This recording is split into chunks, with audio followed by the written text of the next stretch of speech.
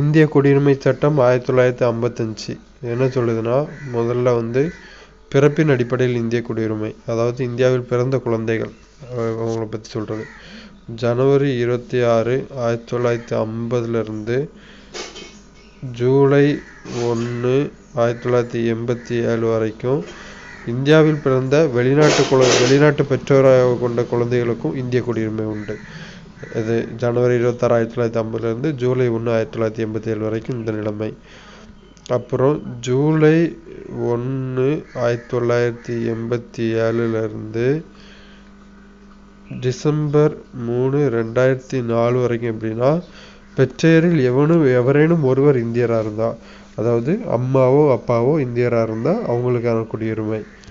இந்தியாவில் பிறந்த பெற்றோரில் எவரேனும் ஒருவர் இந்தியராக கொண்ட குழந்தைகளுக்கு.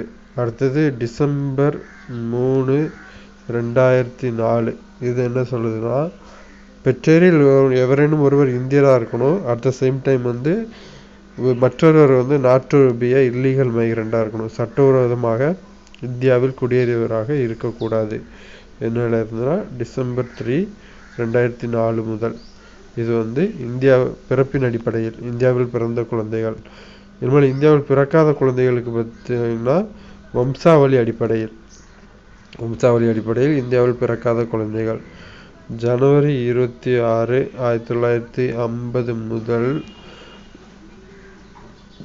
டிசம்பர் 10, 1992 வரை பெற்றோரில் ஃபாதர் இந்தியராக இருந்தால் இந்திய குடியுரிமை உண்டு. இந்தியாவில் பிறக்காத வெளிநாட்டு குழந்தைகளுக்கும் உண்டு. அடுத்து 1992 டிசம்பர் 10 முதல் 2004 டிசம்பர் 3 வரை எய்தர் ஆஃப் பேரண்ட்ஸ், பெற்றோரில் எவரேனும் ஒருவர் இந்தியராக இருக்கணும். அதாவது அம்மா இந்தியராக இருக்கணும், இல்லைனா அப்பா இந்தியராக இருக்கணும், அப்படி ஒரு கண்டிஷன். அடுத்து 2004 டிசம்பர் 3 முதல் தூதரகத்தில் பதிவு பண்ணியிருக்கணும். பெற்றோரில் எவரேனும் ஒருவர் இந்தியராக இருந்து தூதரக பதிவு அவசியம். இது வம்சாவளியின் அடிப்படையிலான இந்திய குடியுரிமை. அடுத்து பதிவின் அடிப்படையில் ரிஜிஸ்ட்ரேஷன், வெளிநாடுகளில் பிறந்தவர்களின் பதிவு. வெளிநாட்டில் பிறந்த பதிவு செஞ்சு 7 ஆண்டுகள் இந்தியாவில் வசித்திருக்க வேண்டும். அப்புறம் ரிஜிஸ்ட்ரேஷன் பண்ணியிருக்கணும். இந்திய குடிமகனை திருமணம் செய்தவர் இந்தியாவில் 7 ஆண்டுகள் வசிக்க வேண்டும், ப்ளஸ் பதிவு பண்ணியிருக்கணும். இது பதிவின் அடிப்படையில் இந்திய குடியுரிமை. அடுத்து இயல்பு குடியுரிமை என்னன்னா, not to provide foreign citizenship, அதாவது இந்தியன் சிட்டிசன்ஸுக்கு ஃபாரின் சிட்டிசன்ஷிப் கிடைக்காம இருக்கிறதுக்காண்டி உள்ளதுதான் இயல்பு குடியுரிமை. வெளிநாட்டு குடியுரிமையை பெறுபவர்களுக்கு இயல்பு குடியுரிமை தானாக நீங்கிவிடும்.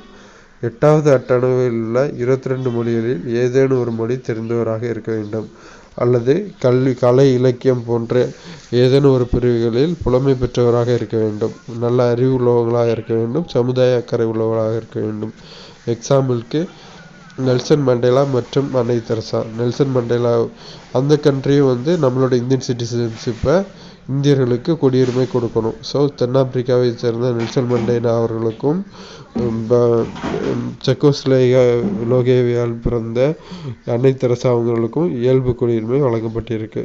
அடுத்து பிரதேசங்களை இணைத்தல். இந்திய நாட்டோட ஒரு பகுதி இணையும் பட்சத்தில், எக்ஸாம்பிள் சிக்கிம் வாருக்கு பயந்து இந்தியாவோட இணைச்சாங்க. அவங்களுக்கு அந்த பிரதேசத்தை இந்தியா கூட இணைச்சதுக்கு அப்புறமா இந்தியர்கள் ஆயிட்டாங்க. ஸோ இயல்பு குடியுரிமை. 1961 கோவா போர்ச்சுகீசிய பகுதி, அது இந்தியாவோட இணைந்ததுக்கப்புறம் இந்திய குடியுரிமை பெற்றுச்சு. 1962 பாண்டிச்சேரி இந்தியாவோட சேர்ந்ததுக்கப்புறம் இந்தியன் சிட்டிசன்ஷிப் பெற்றுச்சு. ஸோ இந்த மாதிரி 5 வழிகளில் இந்திய குடியுரிமையை நாம் பெற முடியும்.